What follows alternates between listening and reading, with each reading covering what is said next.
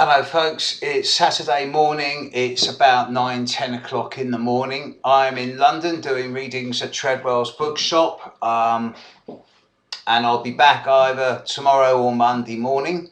So I'm recording this in advance, but as I do so, I'm looking at the chart for 9-10 o'clock on the morning of the 2nd of November, Saturday, and I'm thinking, yeah, okay, so the moon is void. The moon's at the end of Libra. It's approaching sextile to Venus, but by sort of midday, it's going to be void. And it's not a particularly easy day for anything that's going on after midday. Up until midday, yeah, fine, no problems. But after midday, I'm not so sure. But this is nothing compared to the big picture. The big picture is that the moon will move into Scorpio later today, around about, I don't know, around about 8 o'clock, 9 o'clock tonight on Saturday the 2nd. And then we're going to be with the moon and the sun and the North Node and retrograde Mercury and Saturn in the first half of Scorpio. And of course, tomorrow, Sunday, around about 6-7 in the evening, it will be the Scorpio new moon, which is a total eclipse of the sun, conjunct retrograde Mercury, but also conjunct Saturn. Now, at the individual level, I'm not too worried.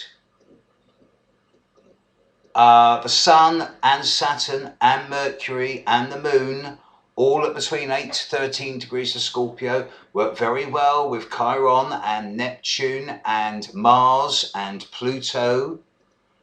Not so well with Uranus. Everything in the sky seems to be between 7 and 13 degrees, with the exception of Jupiter and Venus and possibly Neptune. So if it is this new moon is primarily affecting those people born from the 28th of their month through to, say, the 2nd, 3rd, 4th of the next month. And it is these people who perhaps are at most, not so much at risk, but under the influence of this eclipse. But it's conjunct Saturn.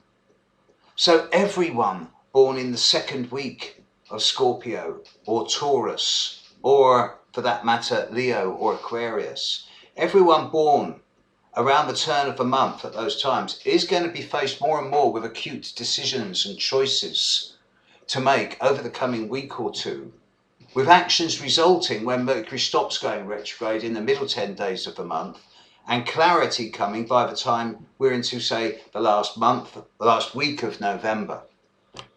But with the eclipse conjunct Saturn, it really does point to some type of significant closure or ending. And this is not so much to do with individuals. This is much more to do with the large scale, the big picture, the corporate, the king, the president, the prime minister. There's some type of big ending symbolized here, and it seems to be happening pretty imminently if it hasn't already. So I'm a little cautious here. I do feel that for many ways this eclipse is not so much a dark one as very much a ruthless one that's saying yes, no, black, white.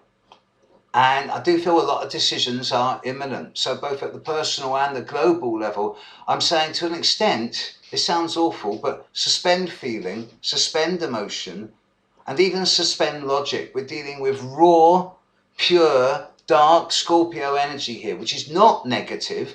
It's just powerful, and that power scares a lot of people. And it's fine, as long as you're incisive and you make choices. Because if in some cases, if choices are not made willingly, then they will be made.